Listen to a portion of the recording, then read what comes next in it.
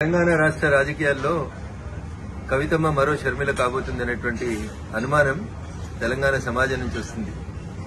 ఎందుకంటే ఈ పంచాయతీ కుటుంబ పంచాయతీ, రాజకీయ వారసత్వ పంచాయతీ, ఆస్తుల పంచాయతీ ఎందుకు ఆల్ ఆఫ్ సడన్ గా కవిత గారు అమెరికాలో ఉన్నప్పుడు మే 2వ తారీఖున రాసినటువంటి లేఖ ఇంతగా ప్రజల్లో చర్చనీయాంశం అవుతుందంటే ప్రజల ఆలోచన లోపల ఒక అర్థం కనబడతా ఉంది స్పష్టంగా.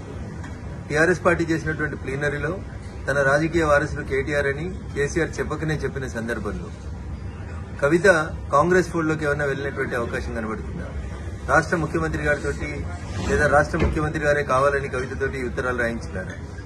ఎందుకంటే కవిత ఉత్తరం రాసిన 2వ తారీఖు రోజే ఈ ఉత్తరం కాంగ్రెస్ పార్టీకి సంబంధించిన ఒక టీవీ ఛానల్లో ఒక పేపర్ లోపల ప్రముఖంగా కనిపించింది.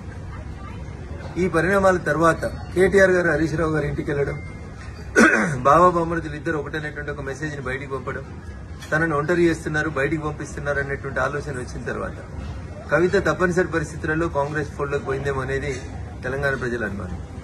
ఇక భారతీయ జనతా పార్టీ గురించి, మా పార్టీ గురించి కవిత మాట్లాడడం ప్రజలలో జరుగుతుందే వాస్తవాన్నే కవిత చెప్పింది.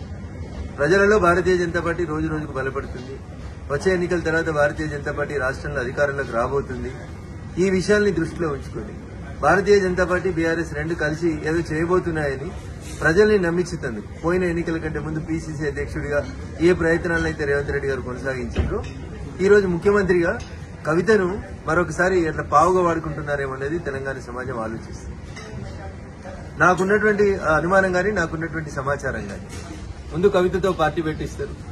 తర్వాత వచ్చే ఎన్నికలకు వచ్చేసరికి కవిత షర్మిల గారి లాగా కాంగ్రెస్ పార్టీ అధ్యక్షురాలు లేదా కాంగ్రెస్ పార్టీతో పొత్తు పెట్టుకోవడమే చేస్తుంది. ఇది గతంలో ఈ రాష్ట్ర రాజకీయాల లోపల ఇట్లాంటి ఒక ప్రయోగం చేస్తే బాగుంటుండే అని నేను చెప్పలే. టీఆర్ఎస్ సిద్ధాంతకర్త అని చెప్పుకుంటే ఆయన మొన్న ఒక టీవీ ఛానల్లో చెప్తాడు.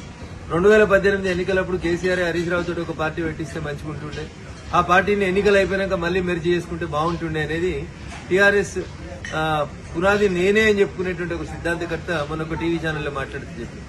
వీటన్నింటినీ క్రోడీకరించి చూసినప్పుడు కవితని కాంగ్రెస్ నడుపుతుందా, కవితని రేవంత్ రెడ్డి గారు నడుపుతున్నారా, కవిత మరో షర్మిల కాబోతుందా అనేటువంటి అనుమానం అయితే చాలా స్పష్టంగా తెలంగాణ సమాజం ముందుంది. కవిత చెప్పినా, కేసీఆర్ చెప్పినా, మీడియా మిత్రులు చెప్పినా భారతీయ జనతా పార్టీ ఈ రాష్ట్రంలో బలపడుతుంది, భారతీయ జనతా పార్టీ ఈ రాష్ట్రంలో అధికారంలోకి రాబోతుంది అనేటువంటి విషయాన్ని టీఆర్ఎస్ కవితనే చెప్పకనే చెప్పినట్టు మేము భావిస్తా ఉన్నాం. భారతీయ జనతా పార్టీ ఎదుగుదలని ఎండార్స్ చేసినందుకు కవిత